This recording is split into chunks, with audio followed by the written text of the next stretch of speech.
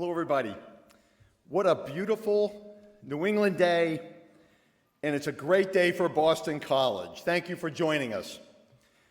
Let's start and join me with a warm and enthusiastic BC welcome, and welcome back for some to the Shea family. Sitting up to my right, Mary,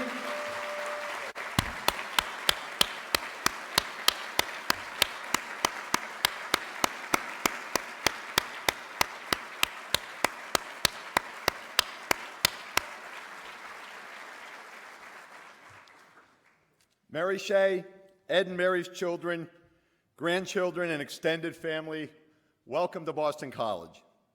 I'm Andy Boynton, the Dean of the Carroll School of Management, and I'm sure that everyone here agrees that this dedication of the Edmund H. Shea Jr. Center for Entrepreneurship is a game-changing moment for Boston College. We're thrilled that the Carroll School will be the home for the center and carry on the legacy of Edmund Shea Jr. But the center's goal is clear. In some ways, the center will touch all of our students across every nook and cranny throughout BC, beyond the Carroll School and Fulton Hall. It'll touch those students with the attitude, the spirit, and the skills of entrepreneurship. To make that goal a reality, it's going to take a great leader. And we found that leader in Jerry Doyle, the center's first inaugural executive director. Before you meet Jerry, I want to say a few things about my good friend. Jerry has maroon and gold running through his veins. He graduated from BC, the Carroll School, in 1987. He's been an active alum, engaged for decades, and Jerry's also the proud parent of a recent BC student.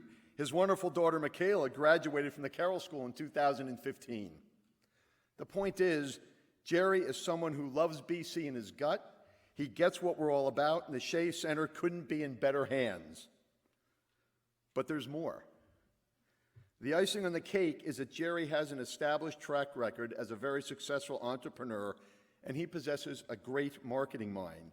He's created several successful and highly profitable businesses, and extremely important, Jerry has great talent when it comes to building a powerful team. Jerry's a natural leader, and the people who have worked with him, the staff and the faculty, will vouch for that. The Shea Center is already well underway. Please join me in welcoming the first executive director of the Edmund H. Shea Jr. Center for Entrepreneurship, Jerry Doyle.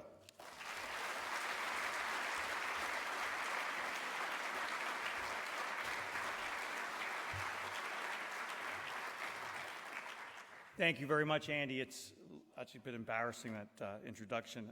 But thank you very much, and welcome everybody. It's really a very exciting day. We've been looking forward to this day for 6 months, and so it's exciting to get here. When we first drew it up, I was worried about the weather. It was going to be cold, and the weather's cooperated, and it's really great to be here. And I'm very grateful to Boston College to give me this opportunity to lead the Shea Center. It's really a dream come true. I say to people, the three things I love in my life are my family, Boston College, and entrepreneurship. So I feel very fortunate to be here today. It's been an honor over the last year to get to know the family of Edmund Shea. It really is an amazing family. I met them first out in Los Angeles early in February, though I know Kate, Edmund's granddaughter. She took my class a couple of years ago, and so that was my first meeting with the Shea family. But to get to know them and hear about Edmund Shea and learn so much about him and his passion for helping others, building the entrepreneurial ecosystem, Edmund Shea was an amazing man. He was an accomplished entrepreneur, a pioneering venture capitalist, a general philanthropist whose personal character and business philosophies were formed at a young age by a Jesuit education. Shortly after graduating from college, Ed entered into the construction business. He and his cousin began bidding on projects, and they were awarded several large projects. Ed saw an opportunity to gain price advantages by creating new internal businesses, including a quarry, to support their construction projects. They created business after business, and an entrepreneur was born. Several years later, Ed created 2 more companies as a diversification strategy from the core business He created Shea Properties as well as Shea Homes, which today is one of the country's largest home builders. In the late 1960s, Ed diversified further when he saw an opportunity in the integrated circuit marketplace. He reached out to a contact of his at the Bank of America, who put him in touch with an employee in the bank's small business lending department, whose name was George Quist. Shortly thereafter, George and Bill Hambrecht left Bank of America and started Hambrecht & Quest, an investment bank that Ed helped start as well by providing capital to it. The firm, which we all know very well as H&Q, grew to become one of the largest and most important sources of funding for decades and led some of the big tech revolution in the 70s and 80s. The firm underwrote IPOs for companies such as Apple Computer, Genentech, Adobe, Netscape, Amazon, and many more. Ed Shea eventually became a full-time venture capitalist himself, successful investments in hundreds of startups across the country. We're very pleased today to have Bill Hambrecht of Hambrecht & Quest and now W.R. Hambrecht & Company with us today. Bill was a very close friend and partner to Ed Shea. And Bill, we're looking so much forward to hearing tomorrow from you as you're part of the panel on funding a business. Thank you very much for making this trip out here today. I know the Shea family is very grateful, as is all Boston College. Now it's my pleasure to introduce the video Carrying Forward the Legacy of Edmund H. Shea, Jr. It's a video presentation focused on the life of this remarkable man, as seen by those people who knew him best.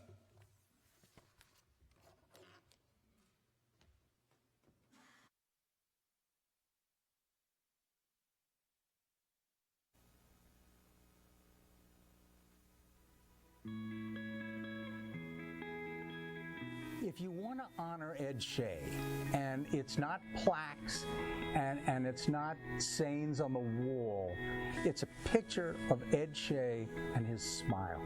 And to me, it always was about family. It was about his own success, which he was very modest about. And part of life is to be content with oneself. And I think that he was that because of his family, because of his business, because of his friends. And that's an important thing. To me, my grandfather was just my grandfather. I had no idea how successful he was, what he was up to professionally, philanthropically, and that's exactly how he wanted it. He was a family man and he really loved having everyone together, and he always gave back without anyone knowing, which is what I really admire. My father was a compassionate, brilliant, and humble man. He had a passion for learning. He was known for his quick wit and never-ending questions, as well as for his love of his family and his faith. He gave credit to the Jesuits for having a profound influence on his life. He would say that he had 4 Jesuits sitting on his shoulders who were telling him what to do. And I attribute it to his mother. His mother was very good about directing him. He started out with the Irish Christian Brothers in New York, and then ended up with the Jesuits in Los Angeles. For a brief time he gave serious consideration to becoming a Jesuit himself. He entered the Jesuit seminary as a novitiate after Loyola High School. After almost a year, he called it off and went to Boston, where he graduated in 3.5 years from MIT. He never gave up learning. He didn't come into the entrepreneurship until the 60s. And I think he really started after he graduated from MIT and he got into the business world. There were 3 partners. John Shea was his cousin, Peter Shea was his brother, and himself all started the construction company. And he did not leave his construction company. He stayed with it and had the entrepreneurship on the side. And then it developed it so large that when we moved to Los Angeles, he kind of dove into it. I consider Ed Shea a friend, a mentor, and he was a very early investor in this firm and very much responsible for all the success that we've had over the last 25 years. The most outstanding characteristics of Edmund were ethics and integrity. When looking at a company, he thought with the Jesuit values. He looked at people's ethics, he looked at people's leadership as an individual, as they ran a company. He was really a man for others, which is what I really admire the most. I think that's why he loved BC so much. He was so excited for me to go to BC that even before I was in, he told me, "You are going to BC." He wanted me to go there so badly. BC has every value that my grandfather valued the most. I wish I had met Edmund Shea Jr. To me, he epitomizes everything that I think about when I think about Boston College, when I think about entrepreneurship, when I think about giving back. He was really the perfect person for us to name our Entrepreneurship Center after. Everything I hear about Edmund Shea is that he was all about helping others and building the entrepreneurial ecosystem. So that's what the major mission here is, to build the entrepreneurial ecosystem of Boston College students, Boston College alumni. And that's the biggest thing, to extend the legacy of Edmund Shea. A fellow BC person cares about another BC person, and you really don't see that everywhere. The Jesuit mentality really thrives at BC, and I think my grandfather would hope for the Entrepreneurship Center to help students pursue their goals while keeping in mind what's really important: leadership and ethics. With those values, they'll be able to take their idea and run.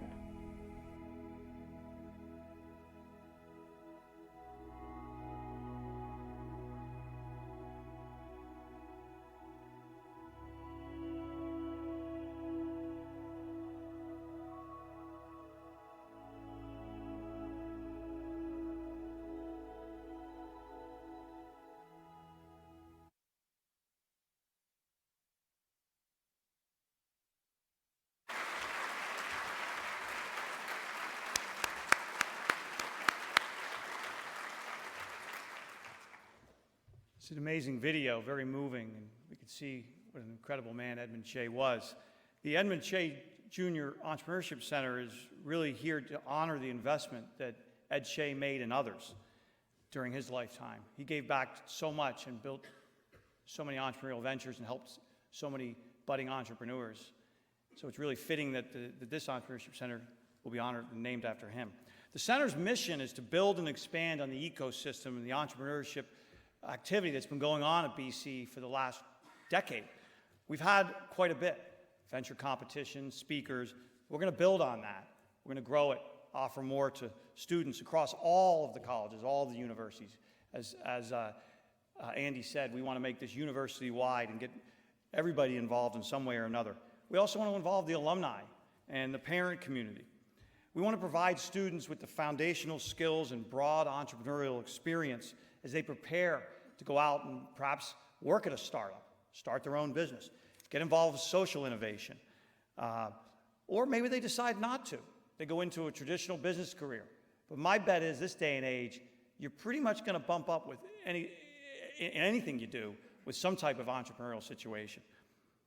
For the first time, BC is now offering entrepreneurship co-concentration to students for undergrads who want to take courses: how to start a business, launch a product, finance a product.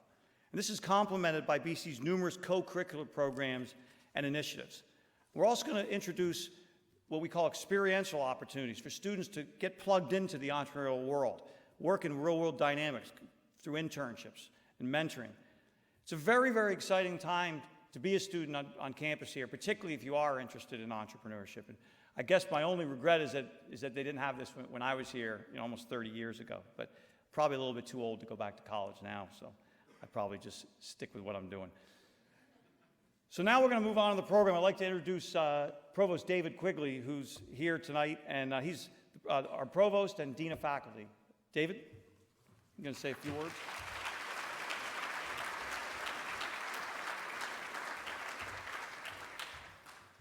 Thanks so much, Jerry. I speak for the entire Boston College community in expressing our deepest gratitude to the Shea and Morrissey families for what they've brought to the campus.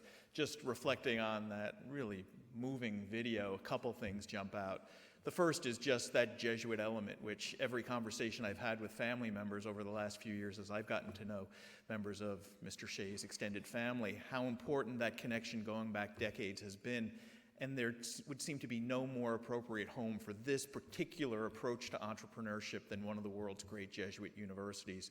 In some ways, it's the Shea family's gift to us to remind us of the entrepreneurial spirit that has characterized the Society of Jesus itself going back almost 500 years. Ignatius, back in the early 16th century, going out and trying to figure out how to start up these various initiatives in schools, hospitals, almshouses, thinking of Francis Xavier, others traveling to the other part of the globe, and then more contemporary Jesuits who have carried that spirit into a whole range of settings with a certain genius for developing organizations and meeting the needs of constituencies. The other thing that came across so powerfully was the set of values, the commitment to ethical leadership that characterized Mr. Shea's life that was given voice so eloquently by the granddaughter, Kate, class of 2014. And in my mind, a lot of what we're trying to do with the center is to build into the ecosystem, into the culture of BC, a way of passing on those values. I think that the particular place that Boston College has among the great national universities,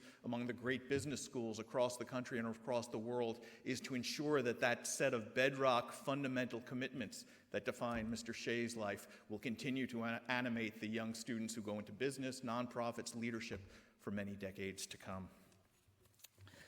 The Shea Center supports and builds upon a culture of entrepreneurship and socially responsible business that has been growing here at Boston College through the work of faculty, students, and alumni, some of whom you've heard from earlier today, others of whom will be spotlighted tomorrow, Saturday, and on through this year and for many years to come through Jerry's efforts and others in the Shea Center.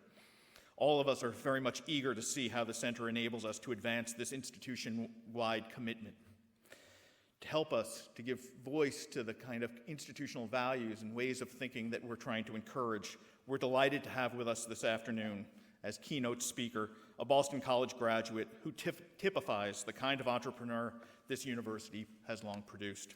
Passionate, visionary, mindful of his and his company's impact on his community and the larger world.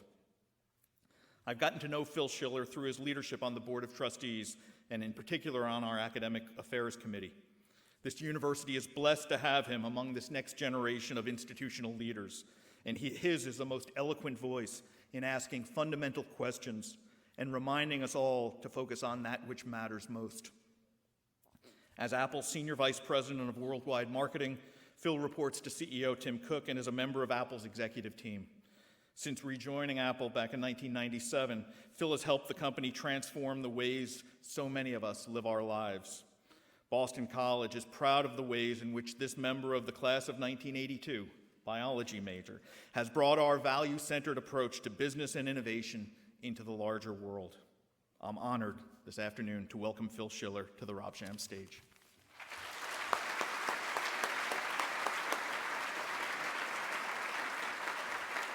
Thank you. Thank you. I'm going to stand out here because I'm more comfortable out here than behind a wooden box. My name's Phil, and I'm glad to meet you all, and I'm so happy to see a large crowd of you fill this auditorium in such a beautiful day. It hit 75 in the city today, and smart people were out in the outside doing whatever they like to do. So being in here is very nice of you. I'm honored to be asked to speak here today.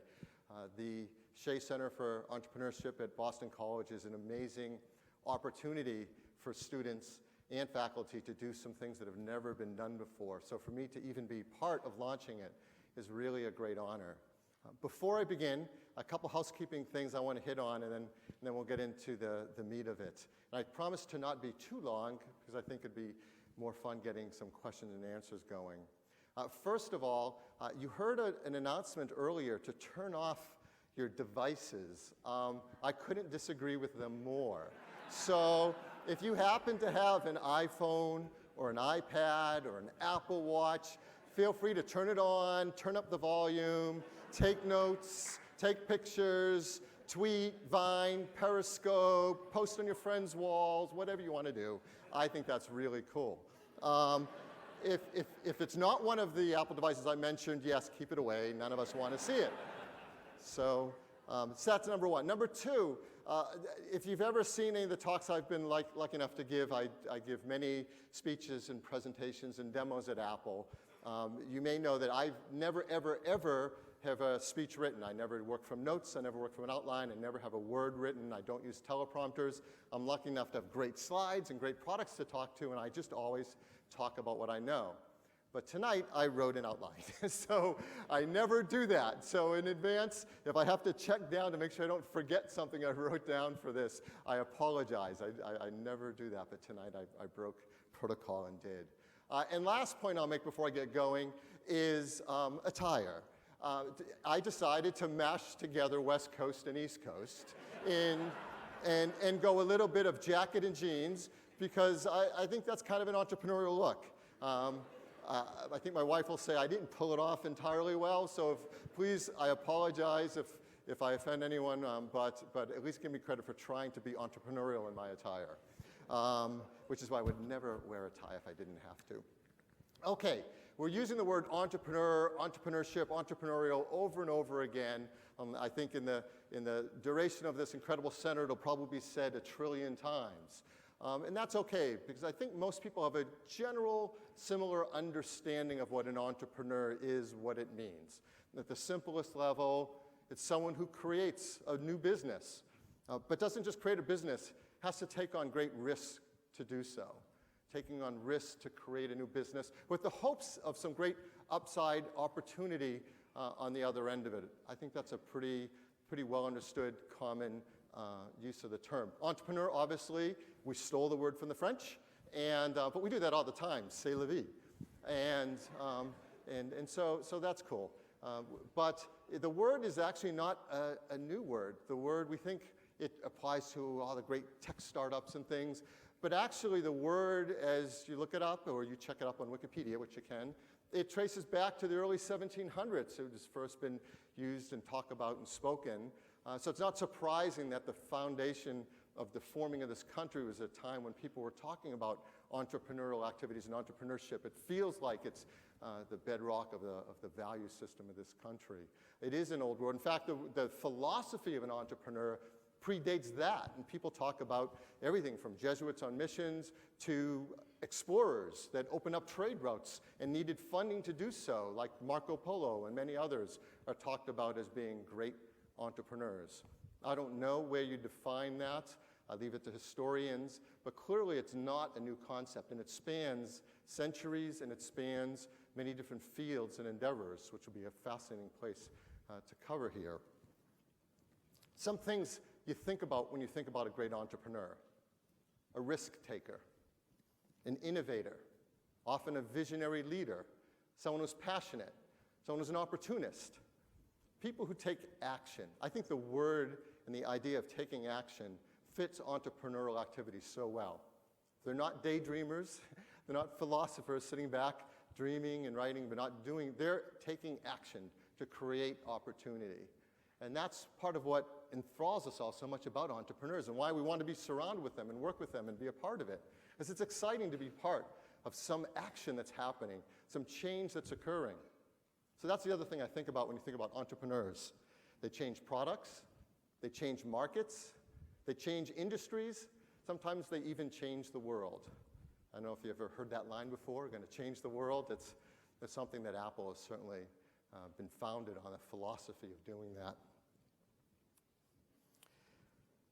I don't know how anyone else feels about this, but I actually think if you looked in the dictionary under entrepreneur, and with all due respect to anyone else, I think there should be a picture of Steve Jobs, right where it says entrepreneur.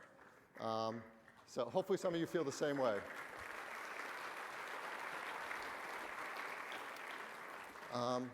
I think Steve was one of the greatest entrepreneurs who ever lived. I certainly believe he's the greatest entrepreneur I ever had the privilege of knowing. He was a boss, a mentor, and a friend to many of us at Apple, and for me personally for over 15 years. And working alongside Steve, you saw the embodiment of a risk taker, of an innovator, of a visionary leader, of someone who would take incredible risks guiding towards amazing action, certainly a person of action. I think the definition I gave earlier certainly fits him quite well. I think as you study entrepreneurship, a name that pops up in a lot of the writing is Joseph Schumpeter. Any of the professors here probably like, that's in the first week of class. But one of these great quotes of Mr. Schumpeter's describing an entrepreneur was the gale of creative destruction. I thought, wow, that's incredibly poetic. Creative destruction. Amazing. I think he would have liked Steve quite a lot. That fits so well. At Apple, we had many innovations through the years. And it's the culture of entrepreneurial spirit there is so strong. We can list some of them, like the Mac, the iPod, iTunes, QuickTime, the iPhone, iPad, even our retail stores. That's an amazing entrepreneurial activity. The idea of changing the process by which people buy technology, having to invest a great deal to do that, and then forever changing our perception, and now the whole market has to respond and also think about how they do that. I want to talk specifically about one innovation at Apple that has had an impact on literally more than 10 million entrepreneurs, creating new opportunities for them. It's the App Store. I'm sure many of you have heard of it. How many people, show of hands here, have an Apple iPhone or iPad or any of our products? Awesome. Awesome. That is so nice to see. Thank you. Now, I'm going to ask you to put your hand up again. Like, how many of you who have those devices also have ever downloaded anything from the App Store? Pretty much every hand. In fact, if I asked 10 or 20 or 30 apps, it'd still probably be every hand. The App Store is a remarkable force for entrepreneurial energy. And why? Well, we're going to talk through that. Now, when we decided to make the App Store for the iPhone, that was back in 2008. And what we thought about right from the start was that we did not want to take the world of software from the PC and move that directly onto iPhone. That we needed to do something better for development, something better for quality, for customer privacy and security, for payment systems and the way you sell things, for the way you distribute things. We needed a different system that was better, and better not just for the largest companies, but for all developers, no matter how young or small, could all take part equally and get access to an amazing growing marketplace. That was what we knew from the beginning we need to do. Now, I know it was, how many of you are students here currently at BC? Awesome. Well, first of all, thank you. You're the reason this place is being dedicated. This center is for you, not for us. So I hope this is something that you get an amazing experience from. But some of you are probably too young to remember what it was like in the software world way before the App Store. But let me just give you a little glimmer of what that was like, and that might shed light on this. Before things like the App Store, if you had an idea, a product or service you want to create, and the best way to express that is through some new software, which is increasingly the way to do it, you needed to create your application or your product. Then came the hard part. That was the easy part. The hard part is you'd have to put it on discs, CDs, DVDs. You had to create installer software to get it off of there onto people's computers. You had to put it in a package. You had to cut a deal with a channel, a store, a CompUSA, or Best Buy or somebody. You had to get them to put it on the shelf. You had to pay detailers to make sure it stayed on the shelf, because if it wasn't on the shelf, you had no sales. If you wanted to market it, you had to pay to be in their flyer on Sunday. You had to pay for an end cap that's at the end of the aisle so people would see your software and maybe you could sell more. And after all that, the poor customer had to get in their car, drive to the store, buy this box, take home a CD, stick it in, run this installer stuff that had lots of bugs, and get to eventually run your software. Now you want to put out your update. Guess what? You make your new master, you make your new boxes, you go to the stores make you take all the inventory back, which means you have to refund them all those sales, huge risk, which is part of entrepreneurship. And then the customer has to come to the store and buy it again and take it home and install it just to get an update. That's what it took to be in the software business back before an App Store model. And that's just here in the US. Now you want to grow and become big and become global, you have to set up deals all around the world. You have to set up a deal with a distributor in Europe and a deal with a distributor in Japan and China, on and on. And each distributor would then create the relationships in those stores and the detailers and the end caps and try to get your business going. The truth was, if you're a small developer, that was impossible. This was a system that could only work for the biggest, largest multinational corporations for software, and that's why there were only a few big multinational software corporations. Everyone else blocked out of it. That's why we needed a model like the App Store. We needed a way for every developer, the youngest college student who had a brilliant idea, who wanted to reach the world, to be able to easily, quickly write software, put it up on the store, and let the world decide if they have a brilliant new idea and are starting off an incredible new business. And that's what the App Store has enabled. So let me give you a few stats, because this is great in theory, but in practice, what has occurred? And it's hard to get my head around myself. Number one, the App Store now has over 1.5 million apps on it in 25 unique categories. I mean, that's a huge amount of software. There are about 1 billion devices that App Store reaches. So if you have an incredible idea that no one's thought of, you have the opportunity to reach up to 1 billion devices. There's 850 apps downloaded from the App Store every second. That's amazing. That's more than going through like the turnstiles on the turnpike. It's just, but here's, this number really blew me away when we achieved it. It wasn't that long ago that we hit an incredible milestone. The App Store has crossed 100 billion apps downloaded. 100 billion. And that's not with updates and, to existing ones. That's just unique app installs, 100 billion. And everybody is getting in on this. 98% of the Fortune 500 have apps on the App Store. It makes you wonder about the 2% and like why they're so far behind. The App Store is available in 155 countries. The ecosystem for the App Store, the developers and the people who create the software, in the US alone has created over 627,000 new jobs. I mean, this is real employment, this is real money, and speaking about the most important metric of all to an entrepreneur, that the App Store has paid out over $33 billion to developers for the software they sell through the store. And the largest part this year alone, it's actually growing in momentum in number of apps, downloads, and money paid to developers.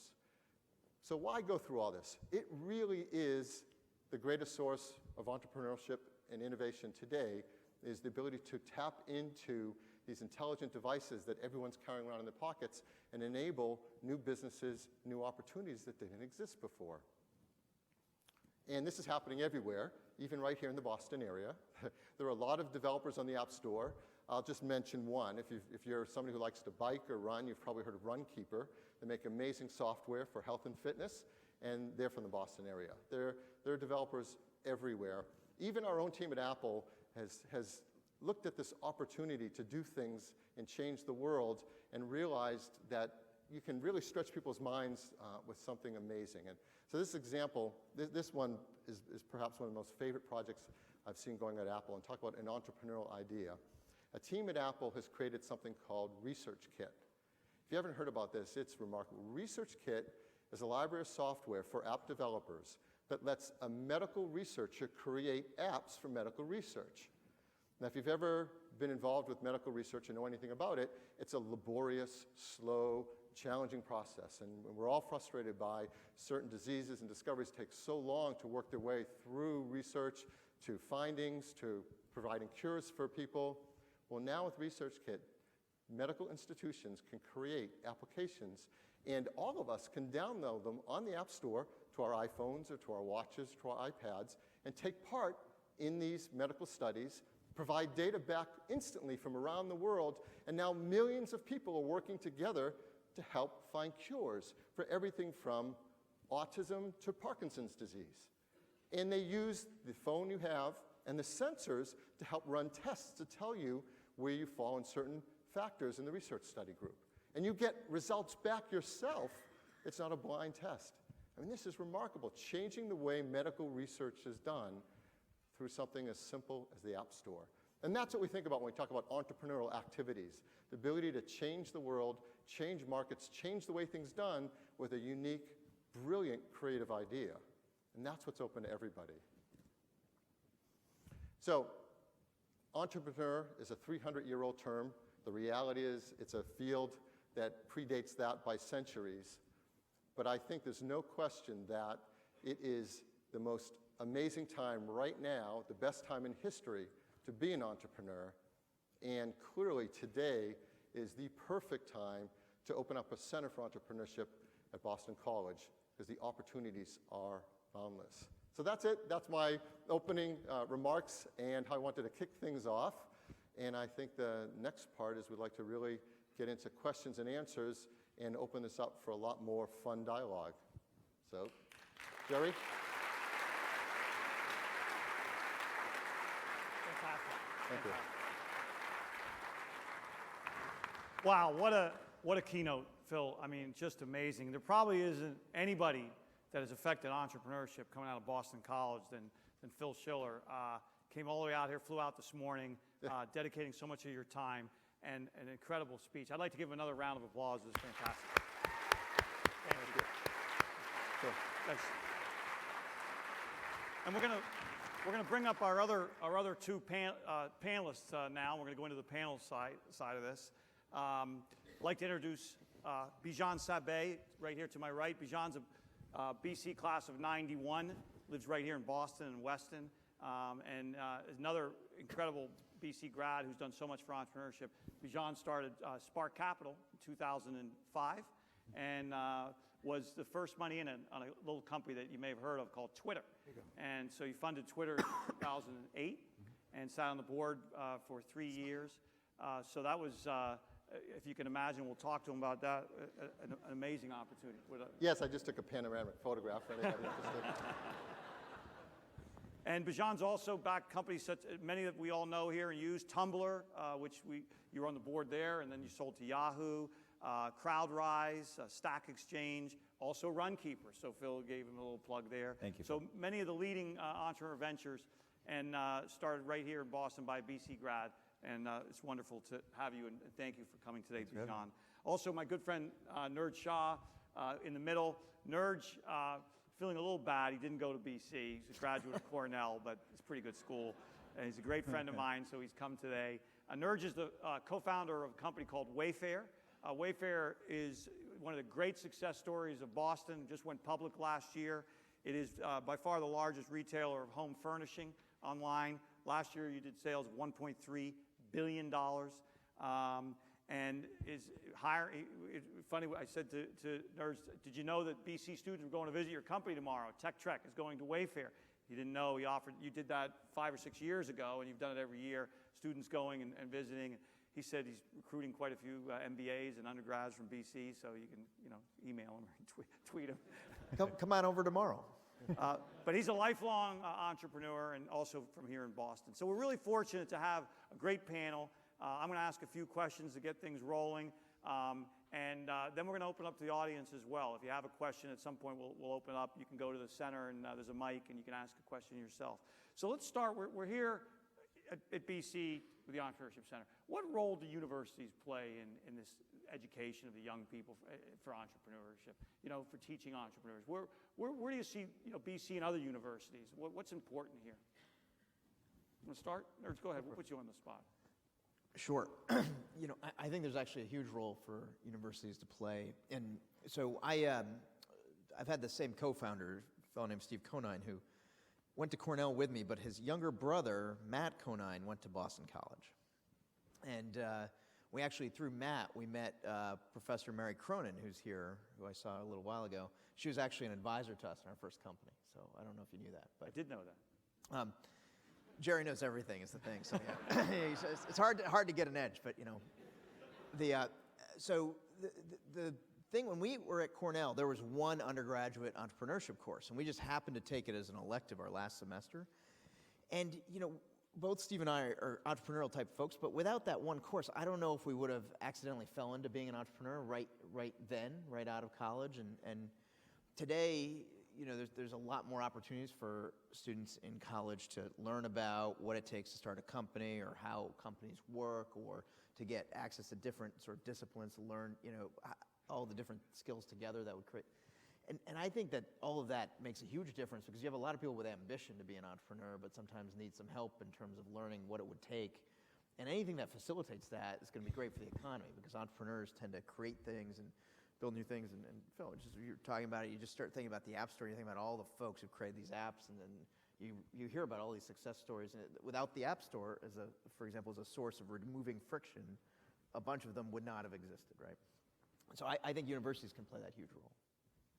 John, Yeah, I mean, I totally agree. I mean, clearly there are exceptions of companies that were started outside of a university setting or, companies that, people have dropped out. But by and large, most of these businesses, get started where, the entrepreneur really gets what they need out of the university. They get community, they get, endless learning opportunities. It's a place to really explore your passions, to collaborate with others. I mean, we just see that time and time again, co-founders coming together, meeting in undergrad, meeting in graduate school. They have a chance to do work together, experiments together, try on new things. We see it all the time.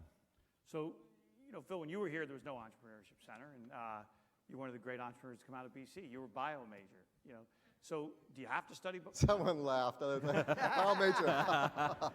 Do you have to, if you're sitting in the audience today, do you have to take entrepreneurial classes to be an entrepreneur? No, of course not. But certainly there's a lot of ways they can help. For me, the skill I gained from BC that's been the most useful for my whole life and career has been not any specific subject, but the knowledge of how to learn. Because the one guarantee is whatever path you start on, it's going to change. It's going to take a turn, whether it's yourself and your own choices or the world around you changing. And you need to adapt and you have to move fast. And if you know that you have the confidence that you can learn whatever you need to learn for that next step and change with it and move quickly, then that's a huge asset. And not everyone understands that and gets how to do that. And that's why I'm a big fan of a liberal arts education in general. I think one of the great benefits is the knowledge that you can learn many subjects and find fascination in many things.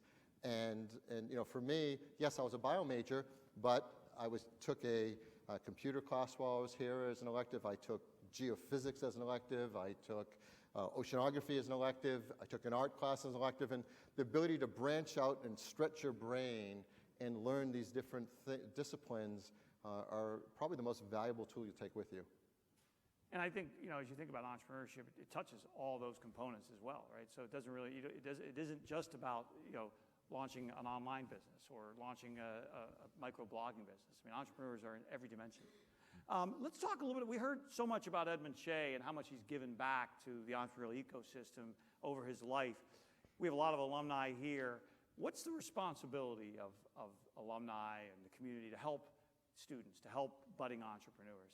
I know you all give back a ton. You're here today. You've had students to your office. You've done so much for young people.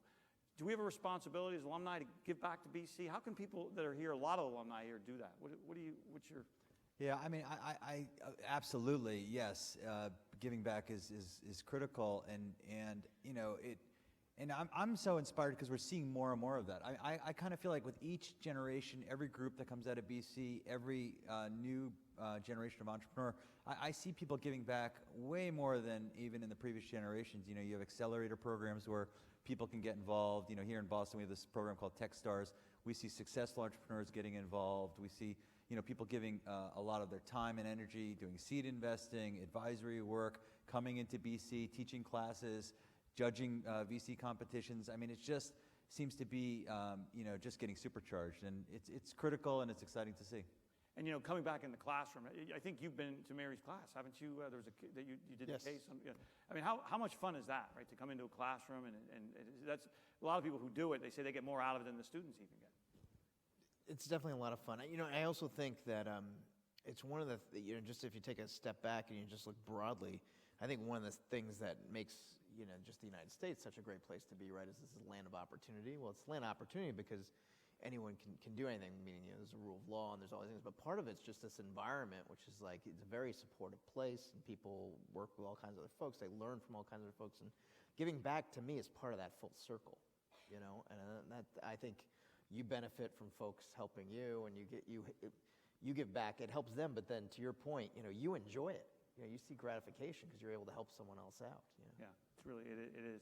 a lot of fun. How about mentorship? You know, the other thing we talk about here to our students is get mentors, find mentors. You know, how were mentors important in your careers? Did you have a mentor, Phil? I'm sure you did. You could maybe tell us a little about that. And also, how as a young person do you get a mentor? How do you find a mentor? And how do you seek that person out?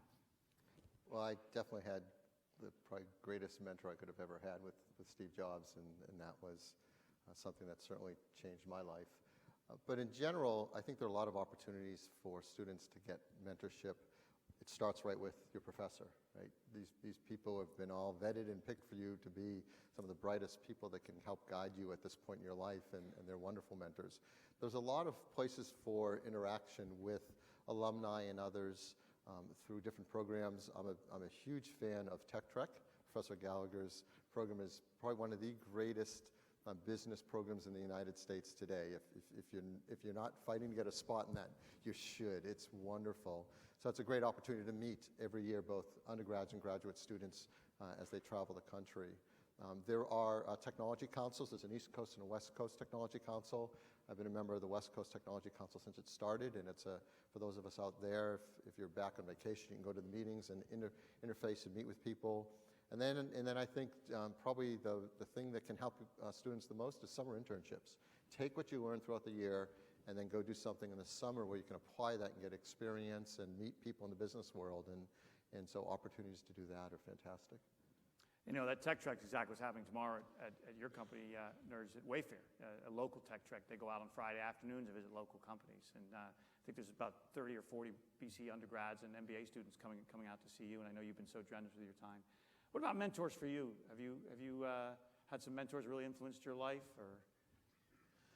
Yeah, you know, what I would say to that, the answer is definitely yes. And what I've found is that in a lot of different situations, you just learn a lot of different things from different folks. So in my case, rather than it being one person who I'd say is just kind of clearly the person I've learned the most from, there's been a series of a few different folks. And some of the things you learn, and this is part of the beauty of entrepreneurship, is you can get into something knowing very little about it, and it can still work out well if you're sort of like always willing to learn, always willing to listen.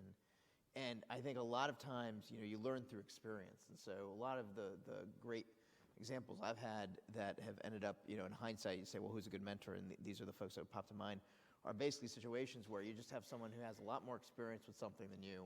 And so their ability to see patterns, or their ability to know how to interact with people in certain situations or whatever, just far more honed than yours are. And so as long as you're always willing to listen, you can learn. And so to your point about, how do you find mentors, and Phil's answer about, hey, one of the things that you can also help yourself with are summer internships. I think anytime you put yourself in situations like that, or other situations where they're just different, you're getting exposed to different things, and you're working with people who happen to know something quite well, you have the opportunity to learn. So I think it's just always just being a sponge just helps you out tremendously. Well, speaking of being a sponge, we talked about, taking risks and getting outside your comfort zone, and I think one of the things that I've tried to instill here at BC the last year or so is to get students thinking about trying new things. I think BC in general has been, for the last 30 years, 40 years, pretty conservative with a lot of the kids coming out. They wanted their jobs, investment banking, consulting, big companies. At 22 years old, I mean, what's the big, if you can put yourself back to that age, when you thought about what you were going to do, how did you think about taking a risk? You went out, Bijan, to the West Coast, right? I remember you talked a little about this last time we were together. Can you talk a little bit about when you were coming out of Boston College and how you formed up what you wanted to do, and did you play it safe or take a risk, and why? Yeah, I mean, it was different then. I mean, we were banging rocks together to make fire back in those days. But for me, it was a bit of a journey, and I wasn't sure what I wanted to do. I got turned down from a lot of jobs, frankly, when I was coming out.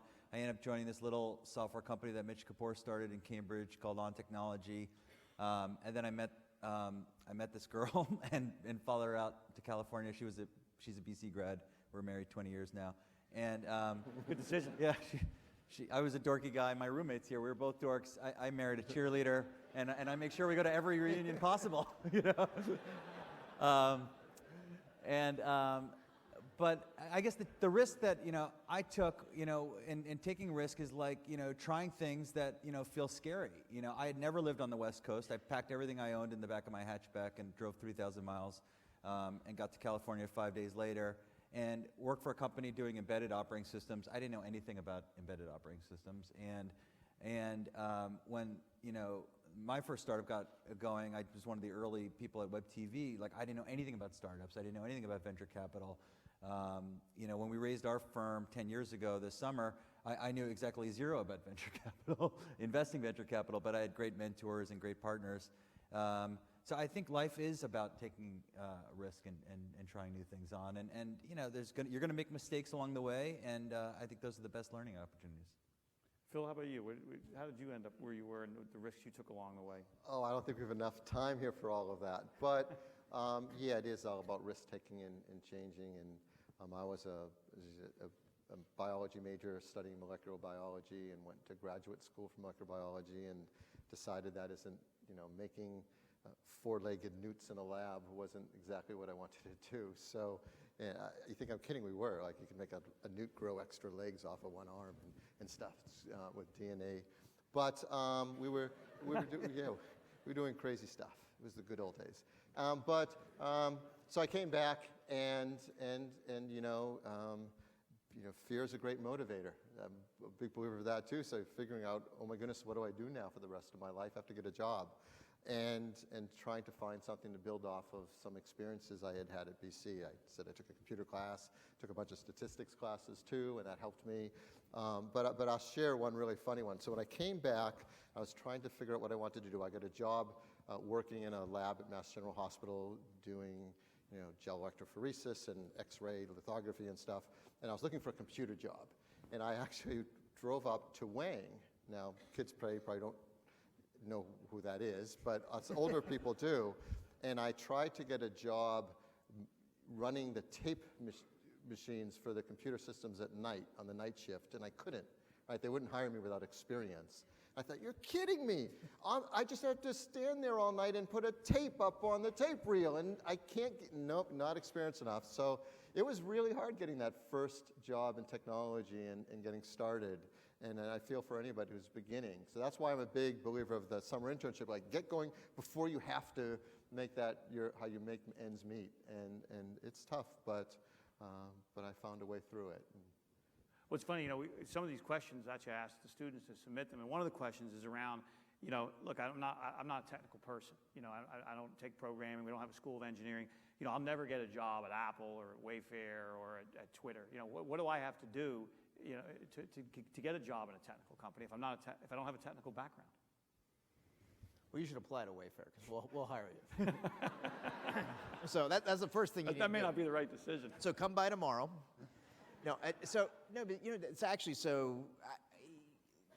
look, certainly being appreciative of technology and understanding, even if you learn a little bit of how the basics of programming work, those help you in things. But to be honest, a lot of technology companies today do a lot more than just software development. Software development's a piece of it, but you have great designers, you have product managers who are blending sort of an understanding what they want to build with consumer interests. We have marketers and we have merchants, and we're a retailer, right? Is really what our business is, but powered very heavily by technology everywhere. But the key to being really successful there isn't necessarily knowing how to build the technology. There's a lot of roles for people who are super successful building the technology.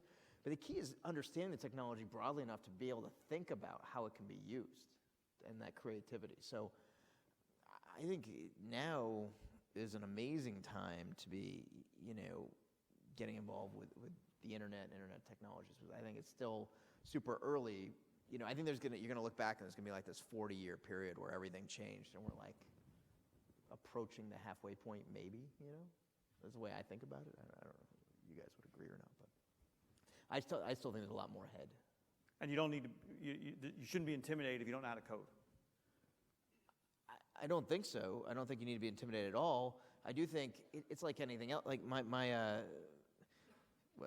I have two kids, and one of them, my son, is almost 11. He is kind of a math guy. He's more like I am in terms of self-taught and computers, whatever, excited by it.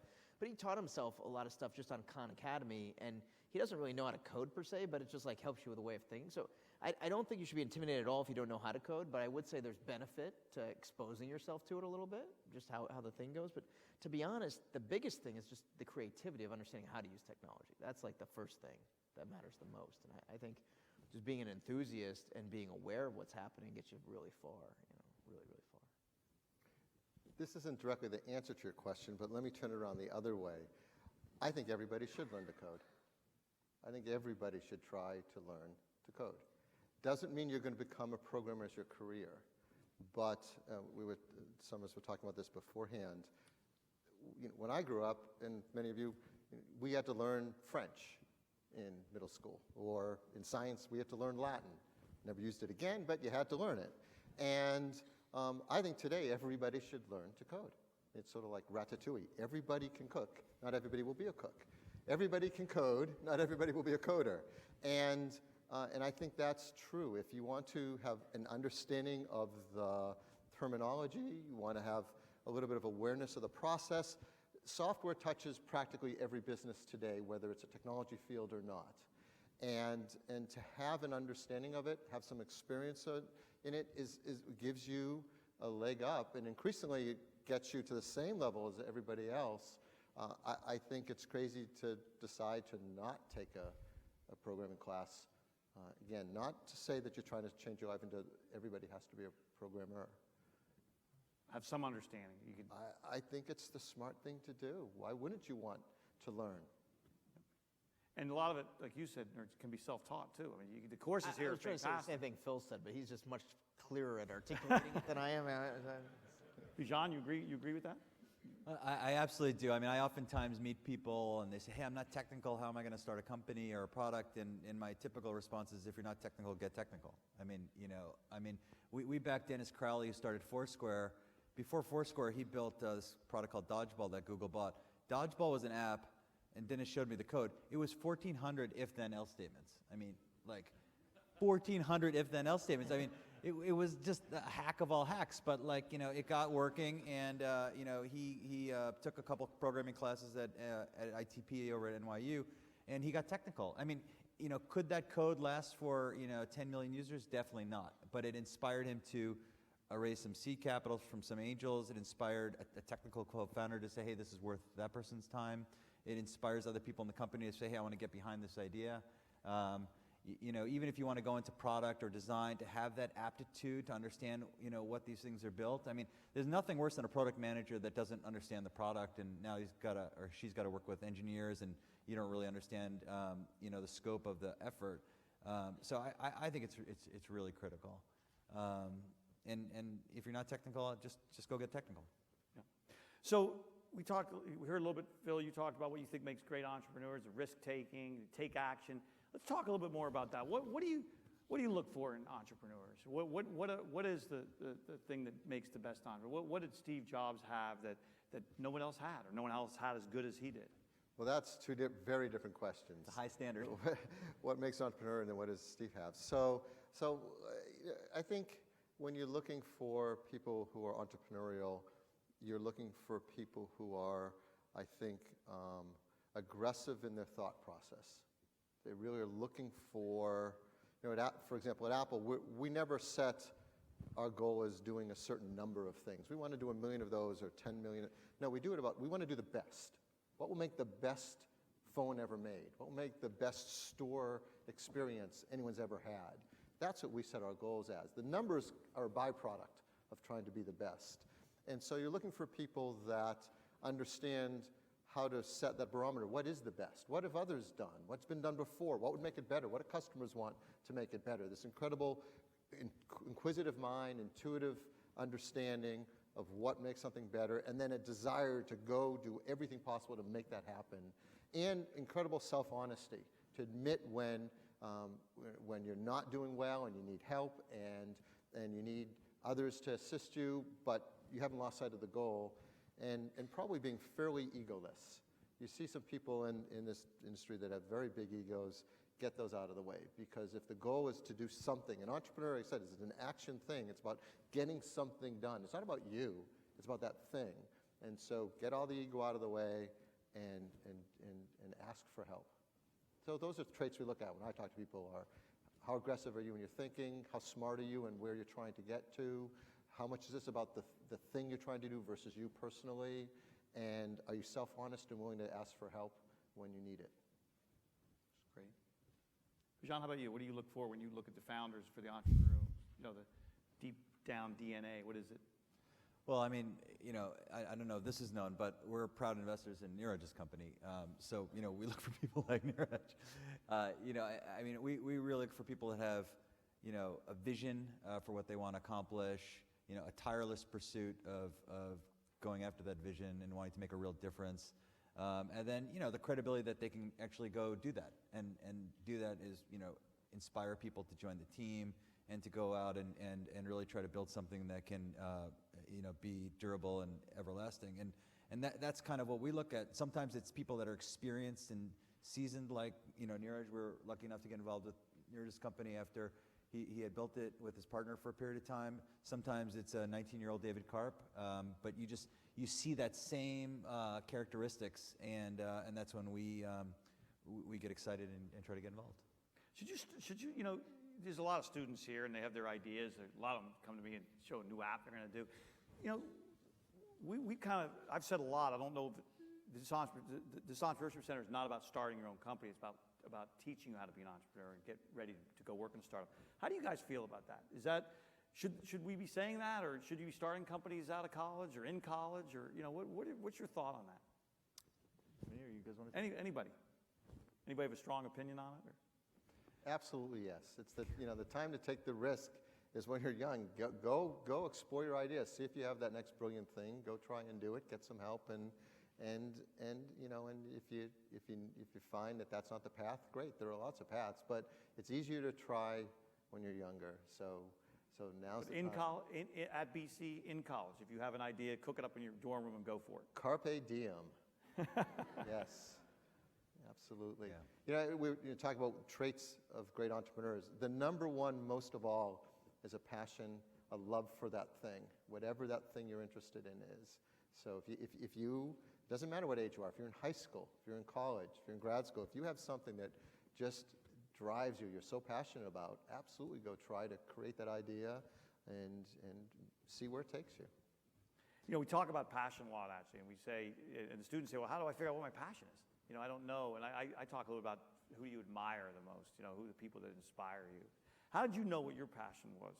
As you came out of BC, where did you figure out what you wanted to do? What was the moment that the light bulb went on and said, I want to be a venture capitalist, or I want to start my own e-commerce company, I'm going to build Apple into the greatest computer company there is? It's whatever you get excited about. I mean, it's pretty. I think it becomes pretty obvious because, you know, everyone has things they do in their life that they're more excited about, and things that you do that you're less excited about, and you run across opportunities, and some opportunities you get really excited about, and you have ideas. What you know, if I ask you guys, okay, what are you doing this weekend? What's the most exciting thing you have planned for the next month? Most people can answer that question. Well, that's what they're passionate about. So that's what they're excited about. So it's not dissimilar to that, I think. Yeah, I agree. I mean, at college, it's this really unique opportunity. You know, in high school, you kind of have a curriculum that's fairly rigid, or at least where I went to school, and, you know, you just kind of follow that along. But as Phil was talking about, I mean, you could do so many things in undergrad. You know, I took a philosophy course, I took a photography course, I took a computer science class. I mean, you can just, you know, figure it out, and you can make the time to go do it.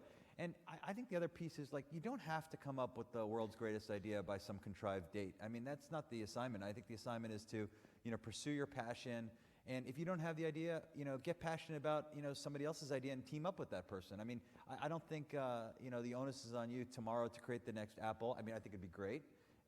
But, like, you know, if you meet somebody and want to team with them and help them and bring your own skills that they don't have, you know, the Beatles was John and Paul. I mean, you know, it takes more than one person to build something magical, and that's okay too.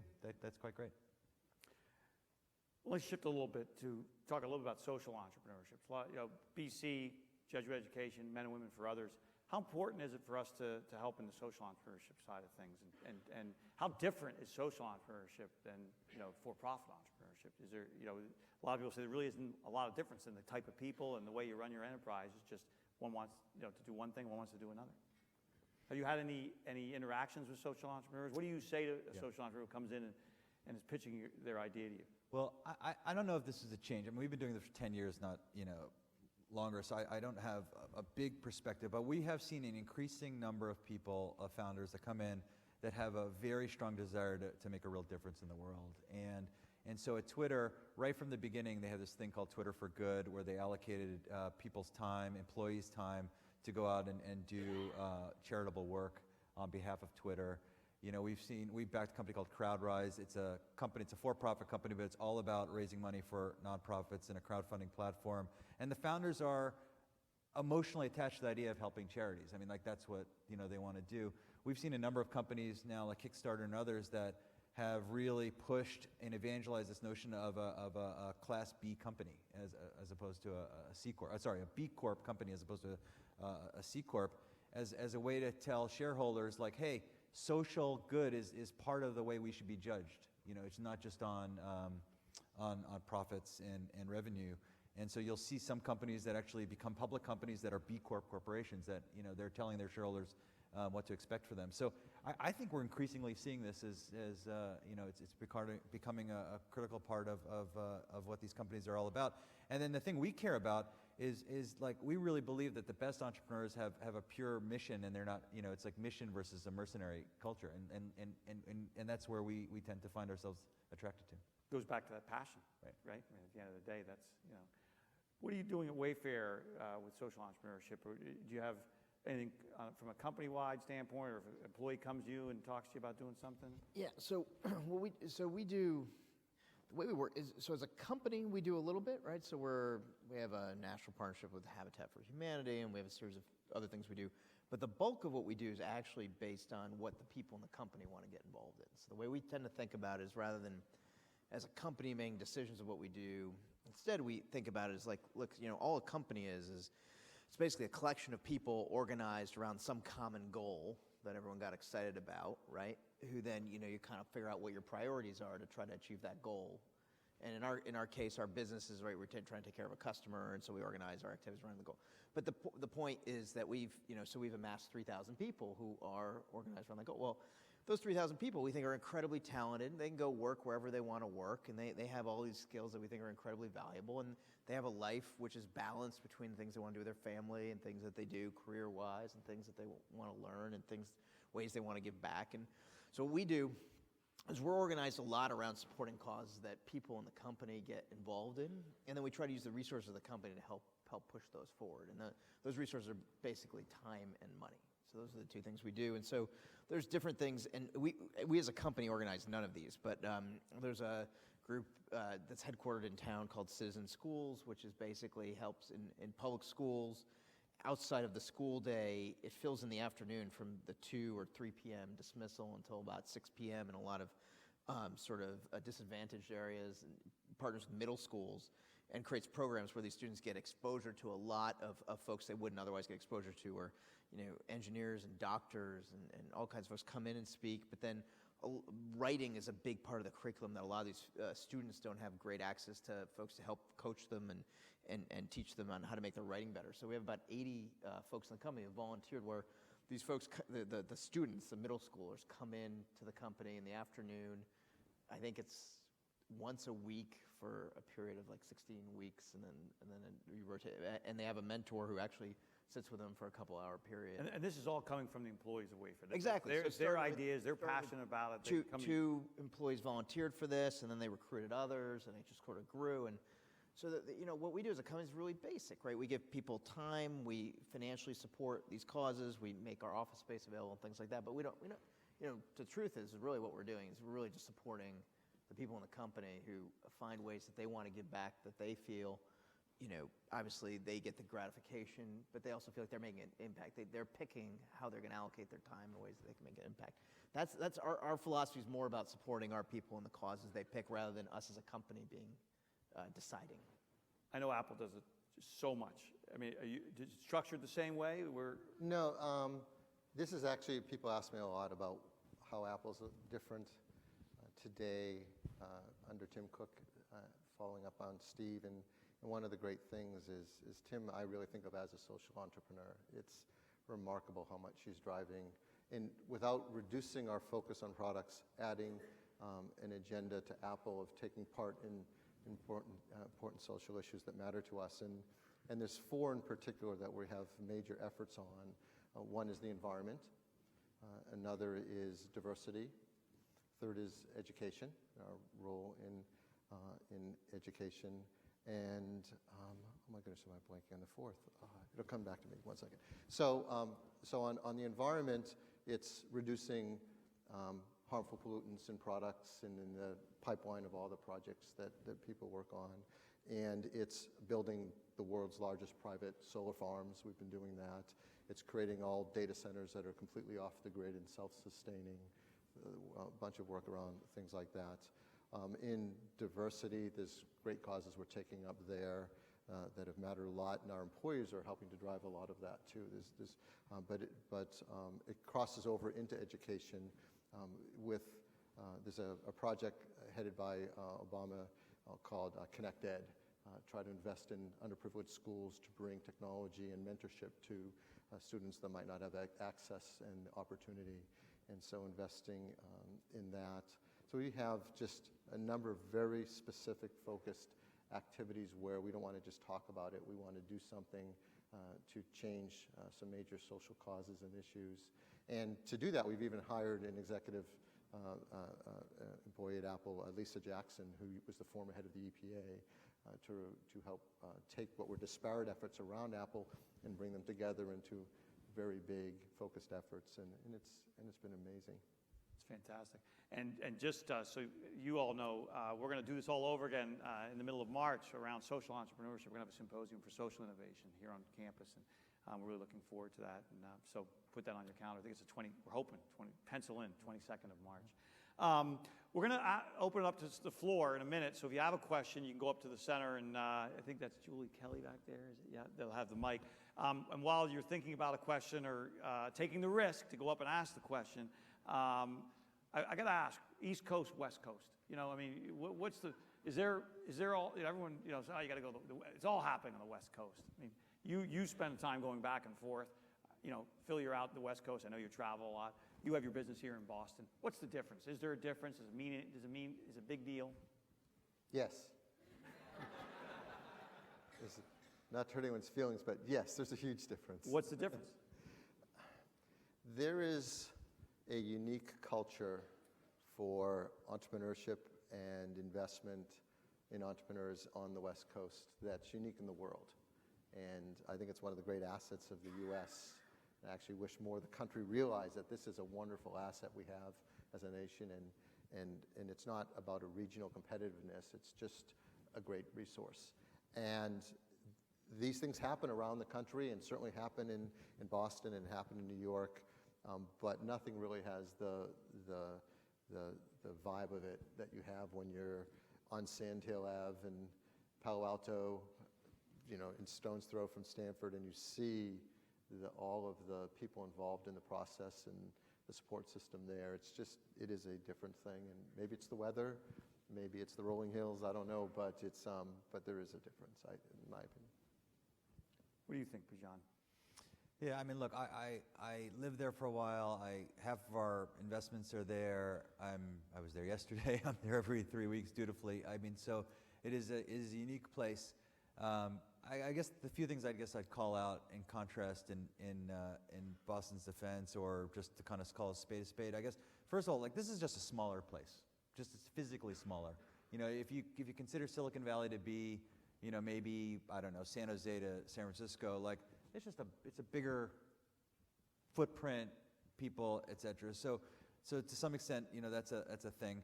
What I think happened here also is we had a culture of conservatism. I mean, I think there was a risk aversion. I remember, you know, people often asking me, like, hey, how old are you? Where'd you go to school? What'd you study, et cetera? And when I got to Silicon Valley, it was kind of like, hey, what you working on?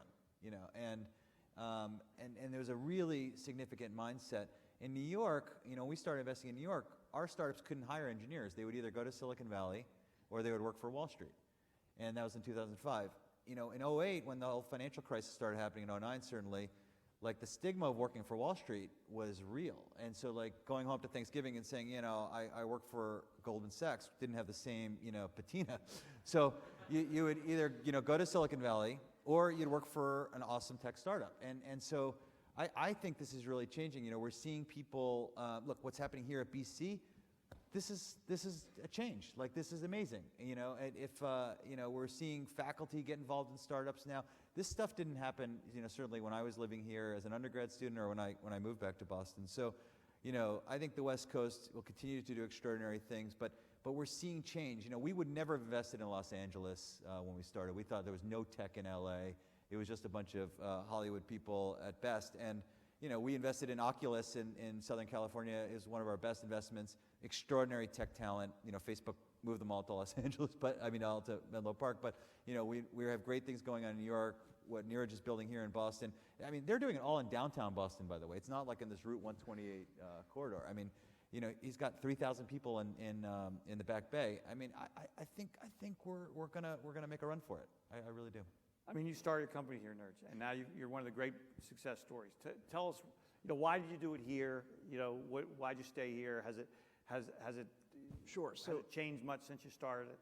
I think basically everything that's been said is true. There's a piece that hasn't been said, though, that I think is the other piece of the puzzle. So I do think the East Coast is more conservative, Boston's more conservative. I think that's held Boston back from you know, being as productive as it could be. I do think in the Bay Area there's this infectious sort of enthusiasm around entrepreneurship that's really fabulous. That said, I think there's sort of a density of entrepreneurship that's happening in quite a few places now that's sufficient for the community to get traction. Maybe not the same sort of frenetic level, but frankly, in Boston, what's nice about it is there's actually, I think, quite a good entrepreneurial community that's getting stronger and stronger. And the reality is the big benefit of Boston is if you do start to get velocity, there's actually an incredible amount of talent available that you can actually hire. And the big challenge in Silicon Valley is if you're trying to compete with Apple, Google, Facebook for this talent, you're basically screwed. So, you know, if you actually get the traction and you start needing to grow in mass, it's very difficult, even if you actually as a company are having a good amount of success. So it's just like it's this ratio of the amount of talent to sort of the amount of exciting opportunity.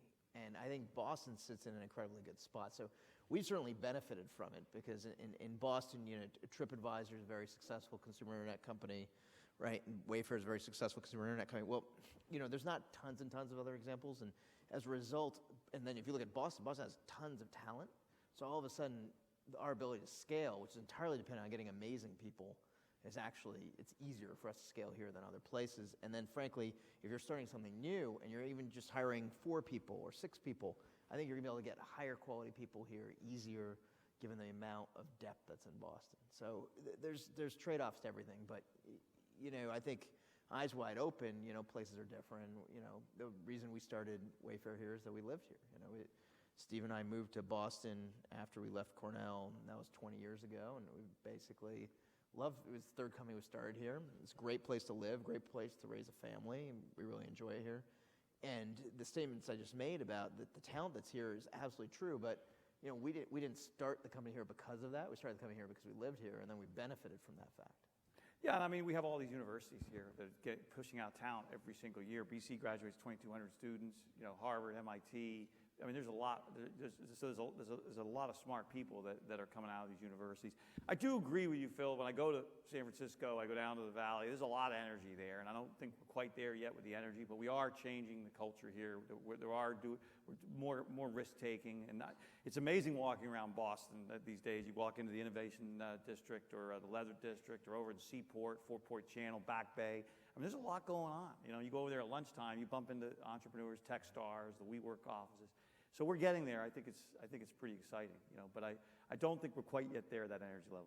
It would take us another 100 years to change that culture, you know. So, do we have any questions from the audience? Anybody willing to take a risk out there? We're here about getting out of your comfort zone. If you we got one, okay, we'll get there. You go. Perfect. Sorry, I apologize for the tie, by the way. Can you teach big thinking? Is that does it come through instinct? Does it come, or is it something that you can really learn? And based on your experiences, how does that develop? Can you teach big instincts? Can you teach entrepreneurship? Yeah, I mean, I think if the question is it contrived, it can't be contrived, but I think that education's a critical role in inspiring and learning and connecting and seeing what's possible. People, we've backed a number of companies that where the idea, the kernel of the idea, people started in university, and then they took it and commercialized it, and that was one path. But also the big idea thing, I guess I just want to, make sure also to kind of reflect on it, because some of our most impactful companies we've ever backed, the idea itself, it wasn't obvious it was going to be as big as it ended up being. I mean, if you told me, or if you asked me in 2008 if Twitter would have been a $20 billion company, 7 years later, I probably would have giggled a little bit, I would say, I hope it's going to be, great, but and I think, some of these things, you kind of have a big vision, but how you get there is a bit of a journey, and so, I think the direct answer to your question is, I think, we have a role, and I think inspiring is part of it. What do you think, Phil? Teaching, not teaching, instinct? Well, it's both. What you can do is you can create an environment where people who would have an ability to be entrepreneurial can discover that. You can help them discover that. You can challenge them. You can put them together with people that they might not have met up with, and give them projects to work on. That I think a lot of the great, we always talk about entrepreneurship as if it's a single person. But if you look back at most of the great entrepreneurial startups, it was pairs of people. It was rarely a single person. So putting people together with that kind of create a creative spark, and they feed off each other, and then brainstorm an idea, and then you encourage them to develop that idea, and you give them guidance, and then I think I'm a big believer in the critique process. Make them present ideas and shoot them down, and treat it like the real world, like nobody cares, and you got to get beat up a few times then you got to work through that. You can create an environment to help those who have an ability to discover that. And I think with really intelligent leadership and mentorship, you can help those who might otherwise have an innate talent for it. Great. Now we have somebody else up here for a question. I come from Haifa, Israel, but I really like the idea that going out of the comfort zone is going from the east to the west, and I would ask would you encourage students to go out of the comfort zone to other places that are not speaking English, and trying themselves and doing what's needed basically for those things, rather than staying in America, the English-speaking place? Well, I know my answer, because I couldn't get a job in Boston, so I had to go to Spain when I got to BC. I love to hear what you guys think. Getting out of your comfort zone, traveling abroad, going a place where you don't know any infrastructure. Nerds? So earlier I gave an answer to a question which just said that you learn. My belief is people really, and this is the wrong setting in which to say it, but I believe people learn a lot more from their own experiences, right, than they do from necessarily like a course per se. So if you think about like the benefit of courses, it's really that's pushing you to think about things, and it's the people you interact with. So then if you think about traveling to other places, right, you're experiencing totally different environments, and maybe people will approach things in a different way. So I tend to believe that if you just, whatever your set of experiences are, and you pursue experiences that you think you'll enjoy or that you want to pursue, but then if you try to absorb more through it, I really think that's how people learn, and then it helps shape you. The earlier question about big ideas, like I don't think you can teach someone necessarily to have big ideas, but I think big ideas can occur to people when they're exposed to more and more different things, and they think about things that are not necessarily the same thing they thought about yesterday. And so I'm sort of a big fan of it in that sense, of just kind of pushing people to just learn broadly from a broader set of experiences. Opinions, differences? Yes. Go as far away as you can. Absolutely. The further you go, the better. I think it's all about that risk taking. Why don't people take more risks? What do you see in those that don't take the risks? Right? We kind of, what is it you see, and how do we encourage? How do we get people to get outside their comfort zone more? We can tell them take risks, but if inherently they're against risk, they're not going to do it. Well, I think Phil touched on one big thing, right? If you think about it, from the time you're young, you're generally taught to avoid risk, right? So it's sort of like, the little kid wants to touch the oven, and you're like, no, no, no, don't touch the oven. It's hot. You know, you get burned. You know, it's just you get. You know, generally people start out very adventurous, and they're a little bit taught to be a little bit more reserved because there's risk, and risk can get you in trouble, whatever. So I do think there's something Phil touched on, which is that, you know, hey, there's no better time to start something entrepreneurial if you want to than when you're young, because you have the least risk, right? Because generally the amount of money you need to live on when you're pretty young is very low, you know, and you know, the experience you'll gain, even if something doesn't work, is probably higher than the experience benefits you would gain if you went and worked, you know, in some kind of, you know, sort of straightforward function of a very big company where you really didn't get exposed to as much. So I think it's like one of those things where, as much as you know, when you're really young, you're teaching folks to avoid risk. Somewhere in there, I think there needs to be teaching, and this is what I think like an entrepreneurship center can be great at doing, is encouraging people to realize that there's less risk than you think. So if it's something you want to do, it's probably the highest economic activity you could do as well. It's not like you're trading that off. You're actually you're gaining. So I think it's almost like undoing some conventional wisdoms around what really risk is. I don't know that you're actually taking a lot of risk when you try something. I mean, it's perceived. The percentage of students now traveling abroad at BC is off the charts. It's amazing. So I think it's already happening. I don't know how, when I went here, traveling abroad meant going to Newton campus, right? Now they get around the world. It's remarkable. But taking risk could be what you said earlier, Phil. Take new courses, things you always wondered about. You know, don't just stick with what you know. Try new things. Yeah, I think there's a natural fear element here and a fear of failing, a fear of making mistakes, a fear of the unknown, and I think, you know, it's kind of, you know, we need to create an environment of so that mistakes are permissible, you know, and they're encouraged. And you know, I was just giving this similar talk, and I was in Paris 3 weeks ago, and they are wrestling with this thing where each generation is saying, hey, you know, there's a stigma of failing, and if you're an entrepreneur in France, even though they came up with the word, there is this, you know, fear of failure, and it is palpable, and I think that's the thing that holds us back. I guess, you know, I was paralyzed with fear. It was 1995. I got this job. It was the shortest job I ever had, but I took a job at Sun Microsystems in 1995, and I was there for 30 hours, and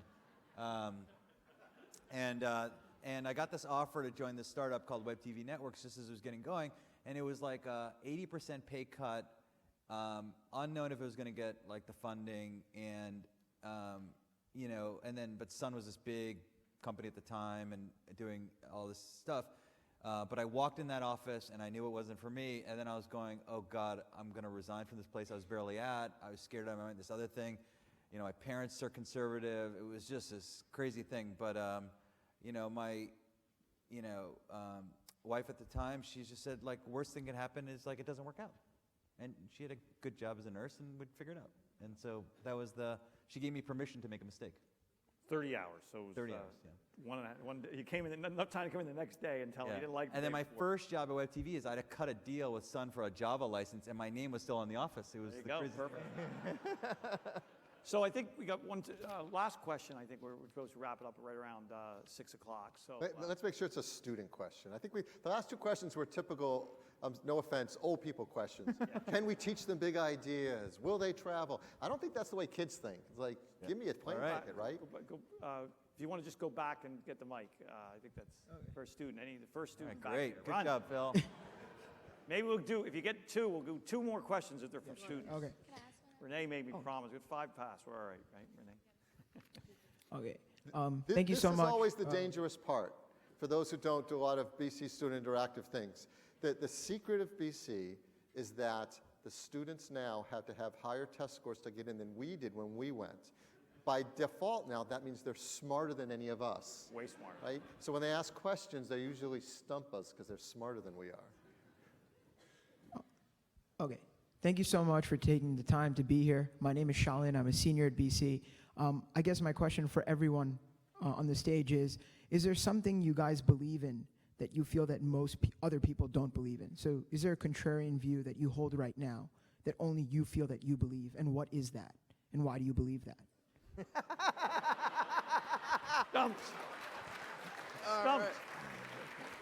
You nailed it. Yeah. Oh, boy. Noted. Okay. Gonna start? Well, I think the obvious I'm a bit answer is stumped. yes. The question is which ones to share publicly, but Hey, what's on the Apple roadmap for the next 36 months? oh yeah, here, look, the next secret thing, I'm not gonna, yes, of course. I think what you're really touching on is an important point, which is there's a real power in having a unique perspective on something that others don't. And so much so that others keep telling you, no, no, no, you shouldn't be doing that. That's not what's going to happen next. And you feel differently, and you see an opportunity, or someone says there's no business there, and you think there is. And that's where the passion comes from, and that's where the leadership and the vision comes from. So I think you always have to have those things. You have to have those unique perspectives where you think something's going to change in the world, and you want to take advantage of that and create something that others just don't see or believe in as strongly. I think that's a core essence of an entrepreneur. Which ones? Well, I leave that to others to say. Nerds? I've only thought of one so far in the time I've had, and I'm not going to share that one. So I got to keep thinking. Why don't we start running through Bijan's list? He's going to have some good ones. Well, I mean, we're in the leap of faith business. By the way, nice to see you again.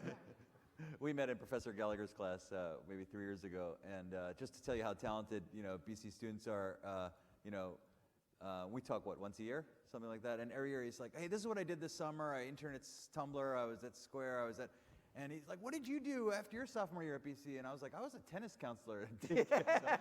Like, it's just night and day. So.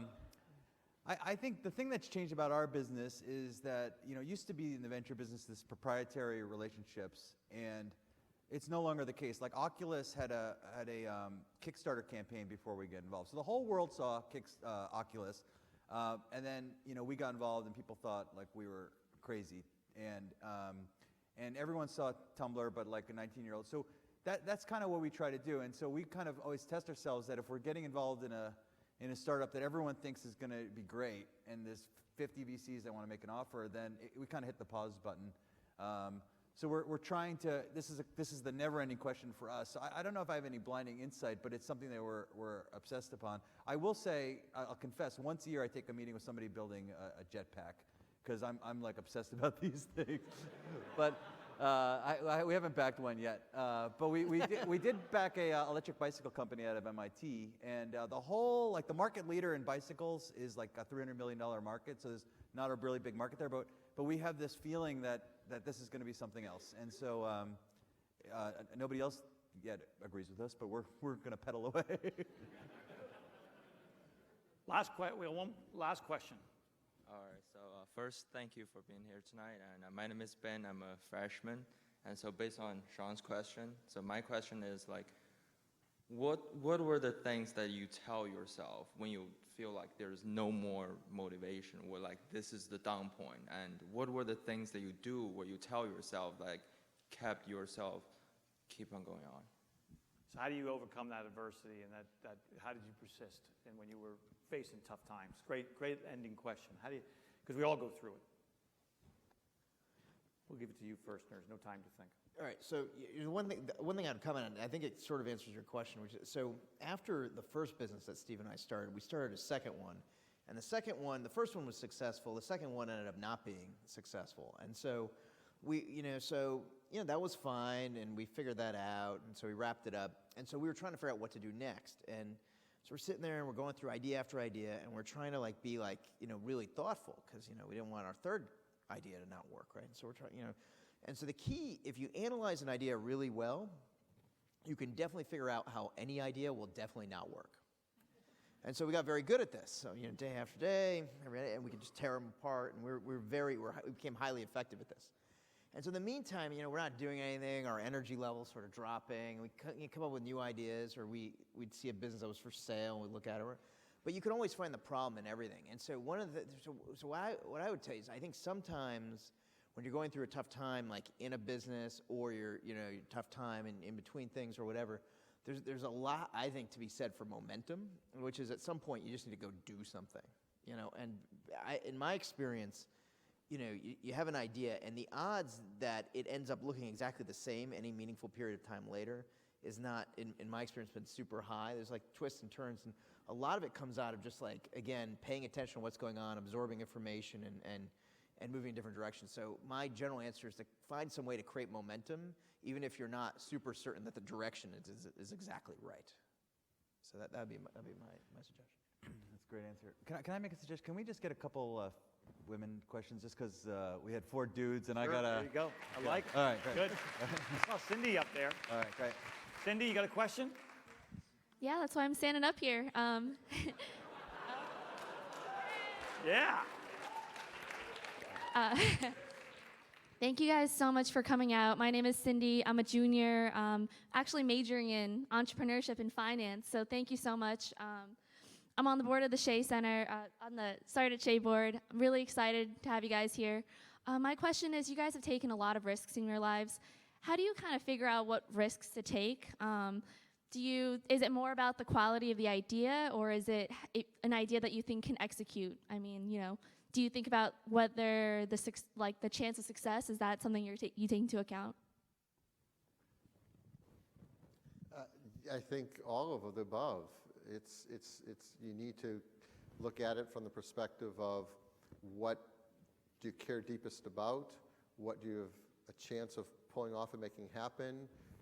You have other people involved, and what do they also want to do collectively, and what will create something that has lasting value. It won't be just, well, we did something and then a year later you look back and who cared. What will really build an ongoing, growing thing that matters to the world and has unique value for yourself or your company. I think you have to look at it from all sides. Yeah, the only thing I would just add is, generally, for me, like by the time we pursue an idea, like I don't see any risk in it anymore. I'm like pretty confident it's going to go somewhere. Now, that doesn't mean they all work. They definitely don't all work. But the truth is, like you can get to where you really believe in it, even if there's a lot of unknowns, because there's enough there that you just sort of you really want to go for it. And so some of that's passion, some of that's the information you've been able to collect and the odds or whatever. But basically, the risk goes away because you become pretty bullish on it. All right, so this is the very last question in the back. Thank you. So I was just wondering, in terms of more venture or maybe acquisitions, when you look at a new startup or a company that's pitching to you, are you more likely to work with a founder that you think has the momentum to create something great, or are you looking more at the actual company and its idea? Or I'm assuming it's a combination of both, but could you just speak to that? Yeah, I mean, most of what we do is early stage. So for us, it's about the founders and the idea, and we spend time getting to know the founders. And for us, a lot of it is why do they want to start this company? It's the why, not necessarily the how. And so for us, that gets us to a place where we get really excited as well. Because in the early stage, it's not like you're investing in 5 years of revenue or 5 years of product history. It's really taking making a decision on lesser known things. So for us, the founders critical are the founders, and then why do they want to start this company? And that tends to get us over the hump. In Niraj's case, he had already built a successful company, so it was a bit of an exception for us.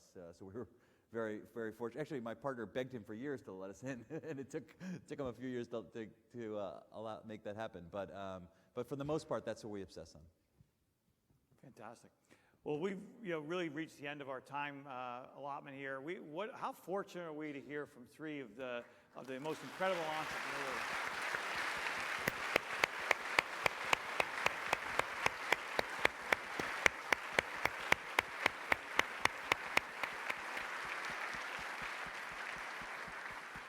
I want to end by, once again, thanking the Shea family. What a wonderful, momentous day we have today. And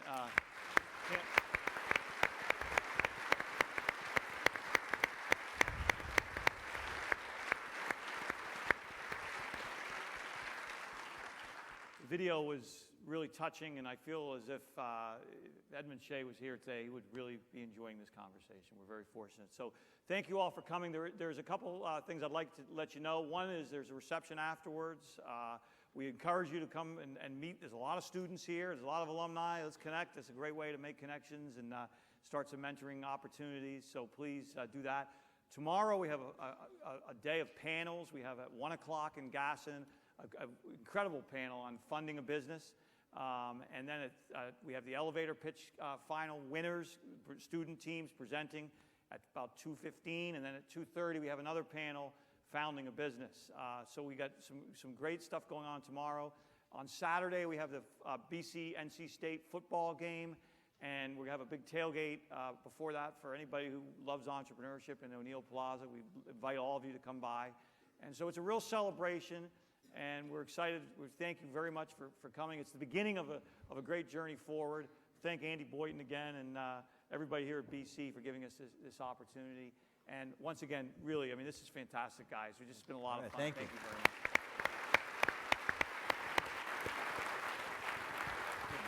Real pleasure. Thank you.